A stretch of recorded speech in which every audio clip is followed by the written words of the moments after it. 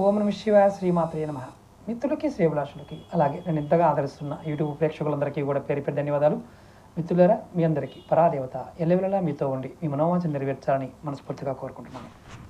ఈరోజు వీడియోలో భార్యాభర్తల మధ్య సఖ్యత లేక అనుక్షణం నరకాన్ని అనుభవిస్తున్న వారు, భార్య భర్త ఎవరైనా సరే దంపతులు, ఆ విభేదాలన్నీ తొలగిపోయి సఖ్యత కుదిరి సుఖ సంతోషాలతో సంసార జీవితం గడపడానికి ఈ ఉపాయం.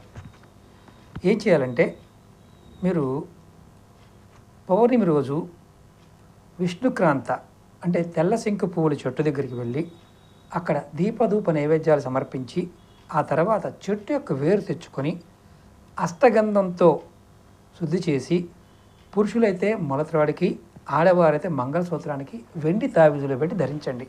భార్యాభర్తలు చిరుకాలం సంతోషంగా ఉంటారు. చాలా అద్భుతంగా పనిచేస్తుంది. ప్రయత్నించేయండి.